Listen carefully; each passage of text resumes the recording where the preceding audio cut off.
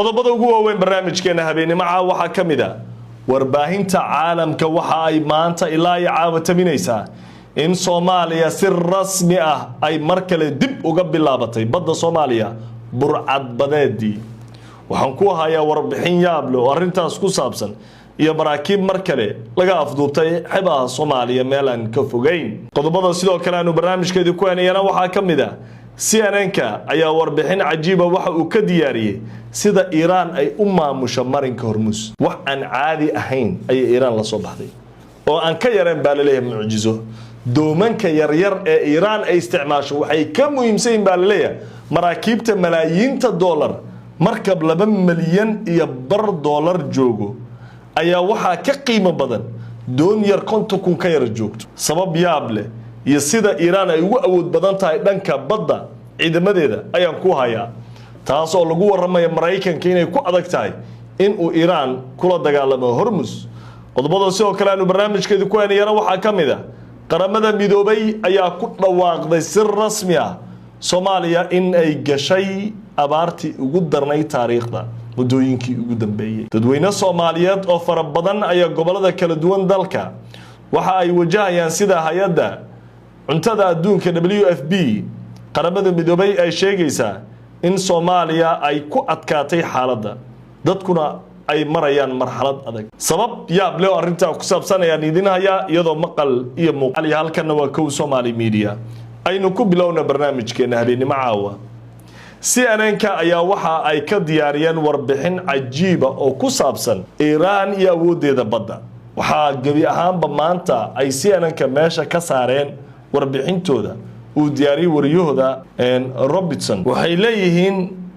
Nick Robertson wuxuu leeyahay warbixintan uu soo diyaariyay Iran waxay isticmaalaysaa dooman loogu yaray doomanka kaneecada doomanka kaneecada Allah lamaba arkaba waa sida kaneecada hadda aragtana waa maray ku qaniint oo waxay galayaan baalle badda hoosteeda waana dooman speedkooda ama xabaarahooda aan la soo qaban karin doomankan waxa saaran gantaalada ridada dheer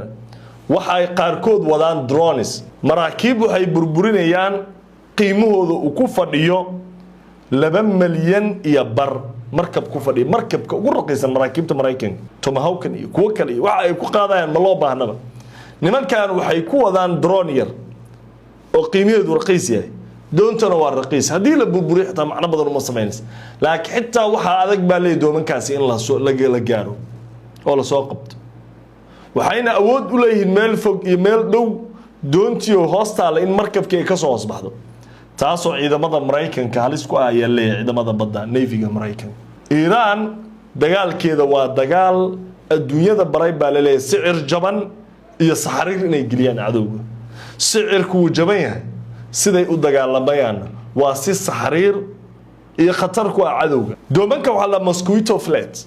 balilada waa kana CNN-ka arintaasi sharxaya Nick Robertson How are these small boats having more of an impact for Iran than these huge warships? While Iran's conventional navy has been damaged, its mostly inexpensive, unconventional flotilla of smaller vessels has become vital for its navy. The Mosquito fleet is made up of small speedboats, as well as modified fishing vessels. Some of these have machine guns, rockets and missiles. The variety of vessels has also been an advantage. According to experts, they've been used for covert mine laying. They also have drone boats. The sheer number of these boats makes them hard to track and allows for fast swarm attacks from multiple directions against larger ships. Small crews mean casualties can be minimal. Size and speed is their superpower. The ultimate strength of this maritime guerrilla force isn't about destruction, it's about disruption. Even the threat of them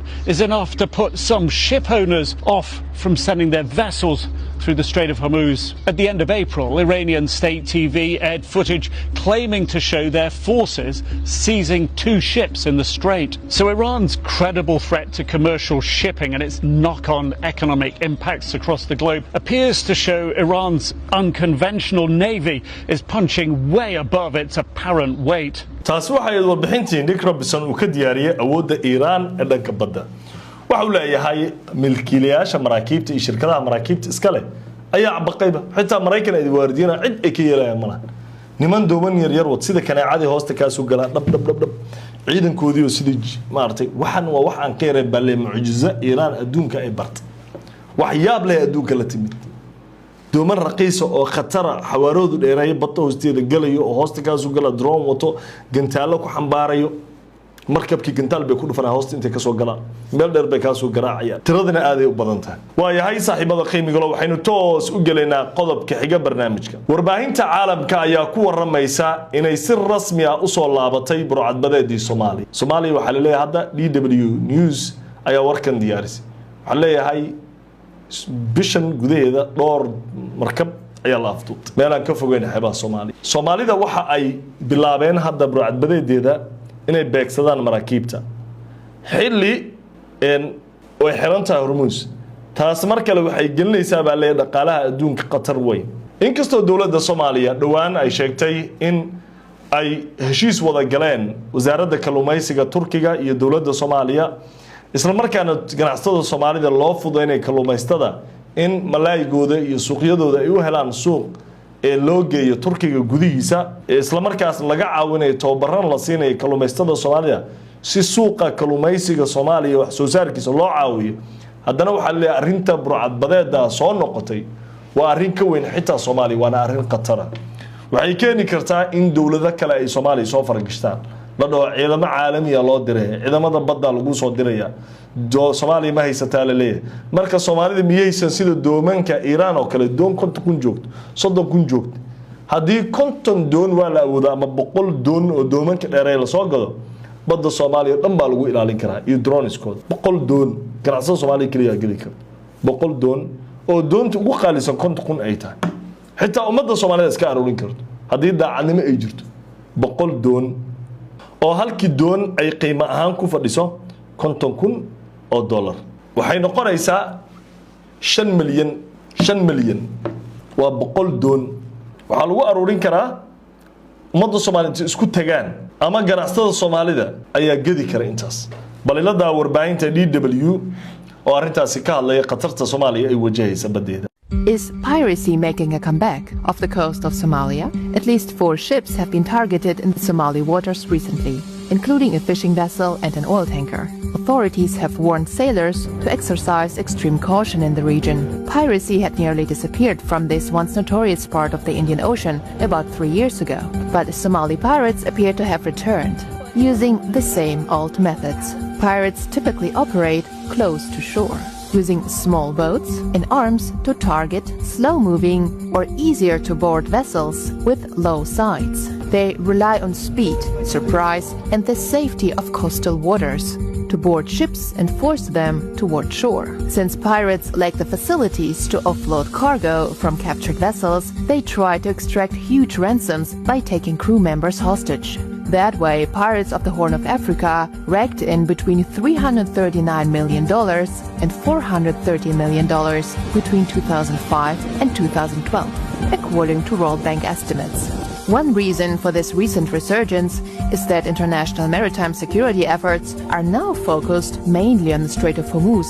while counter-piracy operations are getting less attention. This potential revival of piracy, alongside tensions in the Strait of Hormuz, could force global shipping to navigate increasingly treacherous waters at much higher costs. taasi waxay ahayd warbixintii DW ay ka diyaarisay in burcadbadeeda Soomaalida ay soo noqdeen taas oo halis gelinaysa maraakiibta isticmaalaysa badda in as iyo guud ahaan in badda Soomaaliya xeebaha ku dhow waxay isticmaalayaan ay leedahay DW News isla farsamadii ay isticmaali jireen 3 sano ka hor xilligaas oo la dagaalamay lana waayay muddo dheer maqnaa hadda dib ay u soo xoogaysanayaan maalinta ka dambaysa waayahay saaxiibada qiimiga loo qodobka ugu dambeeya barnaamijkeena waxaynu ku soo afjaraynaa qaramada midoobay ayaa ku waramaysa Soomaaliya in ay wajahayso abaar taariikhi ah oo aad abaartii ugu darnayd oo muddooyinkii ugu dambeysay soo marta waxayna qaramada midoobay arintani ku sababaynaysaa in ay sababteedu leedahay xiritaanka Hormuz dhaqaalihi adduunka oo sii xumaanayo Hormuz xiritaankeeda dagaalka Iran waxa uu sababay in badeecadii iyo xitaa kaalmadii caalamiga ee Soomaaliya soo gaari jirtay inay adkaatay inay soo gudubto dabcan dalal badan oo adduunka ay Soomaaliya ka mid tahay ayay saameysay laakiin Soomaalida waxay ku soo aaday xilli roob yari ay jirtay oo dadku dalagii beerihii u soo go'in taasoo ay abaartu roob la'aanta hore u saameysay ay haddana waxa ugu darsantay colaadda Hormuz Iran weerarkii lagu qaaday Mareykan Israa'iil ku qaaday oo saameysay waayahay si kastaba ha noqotee isbeddelka adduunka ka dhacay ayaa waxa uu saameeyay dadka Soomaalida in ay hadda wajahayaan macluul qoysas badan iyo dad Soomaaliyeed ayaa abaartan u dhimanaya una rafaadsan marka waxa yaab leh abaartan iyo dhibaatada waxay ku soo aadaysaa xilli siyaasadii doorashadii iyo nidaamkii dawladnimo mucaaradka iyo dawladda wax oo dhan ba is haystaan oo hadda la leeyahay bari mudaharaad baa jira la isku soo baxo banaanka la soo aado dadkina abaar ay u dhimanayaan lacagta mudaharaadka lagu abaabulay lacagta dawladda ee safarada madaxweynaha uu ku aaday lacagaha meelaha kale lagu bixinayo dadkan abaarta ma looga badbaadiyo ummadan dhibaataysan warbaahinta caalamka ay tabinaysa xitaa telefishinada Soomaalida iyo warbaahinta Soomaalida abaar inay ka jirto ma looga sheekeeyo inta badan warbaahinada adduunka ka sheekeynay Al Jazeera iyo CNN iyo BBC marka daabato Soomaalida abaar laynaysa la leeyahay dadkan iyo adduunka wax loo aruurinaya annagina waxaan ku mashquulsanahay waxaan waxba soo xafladaha habeen walba la qabtaa dadkina biyo ay cabaan la yihiin dadka qaar aragooda markay dhacdaha la soo saaray telefishinada nafta ka socoto dhuuntooda iyo qalash biyo cabaan la yihiin raashin ay cunaan la yihiin balila daawar bixintii ugu dambeysay qaramada midoobay arintaasi ay ka diyaarisay. Right now in Somalia, hunger's rising, coping strategies are collapsing, and a window is starting to close. Failed rains, collapsed livelihoods, rising hunger, mass displacement. The impact of the war in Iran and the closure of the Strait of Hormuz, we've faced global supply chain issues. Containers of therapeutic food, ready-to-use supplementary food that were due to come into Somalia arrived 40 days late. taasi waxay ahayd warbixintii ay ka diyaarisay qaramada midoobay World Food Program hay'adda u qaabilsan qaramada midoobay cuntada waxay leedahay Soomaaliya abaar daran baa ka jirto roob la'aantii colaadka ama dhibaatooyinka colaadaha ka socda bariga dhexe Iran dagaalkeeda Mareykan Israa'iil ay ku qaadeen waxaas oo dhan dadka Soomaalida way la hareen laakiin Soomaalida laftirkoodii maba ogaba qaar Soomaalida kamida Soomaalida laftirkeeda dadkii in loo naxariisto dadkii loo gargaaro wax la taro war ummadii la badbaadiyo dadkii maba ku baraarugsanaba xitaa meelaha la iskugu yimaado ama meelaha dadku markay wada hadlayaan lagama wada hadlaba dadka dhimanaya war ummad baa dhibaabaaysa hadaad adigu raaxa ku jirtay nolol dad baa gaajo u dhimanay waxay cunaan la adduunka u gurmanay waa mid kamid ah lee abaartii ugu darnayd Soomaalida soo marto cid kale oo maanta adduunkan waagi la isu gurmanay oo soo dhamaanaysa Soomaalida ayaga laga rabaa dadkan in loo istaago loo gurmo oo loo naxariisto barnaamijkeeni habeenimo inta ayaanu caaw ku soo gabagabeynaa tan iyo kulantii dambe nabadgelyada Ilaahay dushiina haata. Assalaamu alaykum wa rahmatullaahi wa barakaatuh.